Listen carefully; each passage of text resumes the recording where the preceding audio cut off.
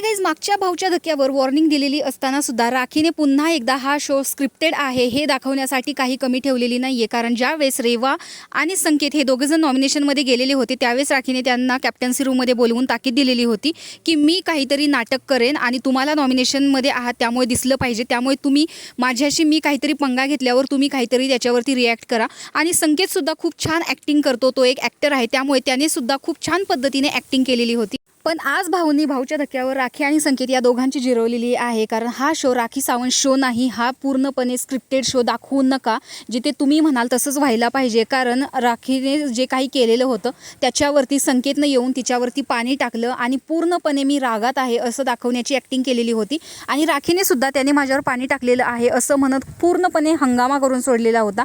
त्यामुळे खूप सदस्य त्याच्यामध्ये इन्व्हॉल्व्ह होऊन त्यांचं भांडण सोडवण्याचा प्रयत्न करत होते.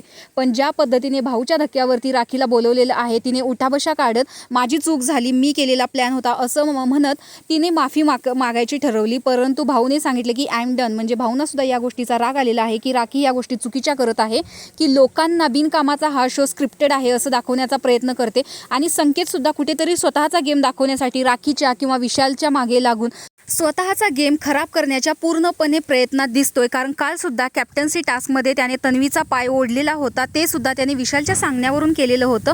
इन द सेन्स तो सगळ्या गोष्टी विशालच्या सांगण्यावरून करतोय, तो प्राजक्ताकडे जास्त ओढला जातोय. त्यामुळे चुकीच्या सदस्यांच्या नादाला लागून संकेत वाईल्ड कार्ड एंट्रीचा काही फायदा उचलत नाहीये, तो फक्त दुसऱ्याच्या मताने गेम खेळतोय असंच आत्ता काहीसं दिसतंय. तर तुम्हाला बिग बॉसच्या घरामध्ये आलेल्या वाईल्ड कार्डमध्ये कोणाचा गेम सर्वात जास्त आवडला आणि खरंच संकेत स्वतःचा गेम खराब करतोय विशालच्या आणि राखीच्या नादाला लागून असं कोणाला वाटतंय कमेंट बॉक्समध्ये नक्की सांगा. आणि असा हा राखी सावंत शो रुचिता गेल्यापासून काही इंटरेस्ट राहिला नाही, हा राखी सावंत शोच राहिला आहे असं सगळ्यांचं म्हणणं आहे. तर तुम्हालाही वाटतं का हे कमेंट बॉक्समध्ये सांगायला विसरू नका. अशाच बिग बॉसच्या रिव्ह्यूच्या अपडेटसाठी आपल्या चॅनलला सबस्क्राईब करा. तोपर्यंत बाय.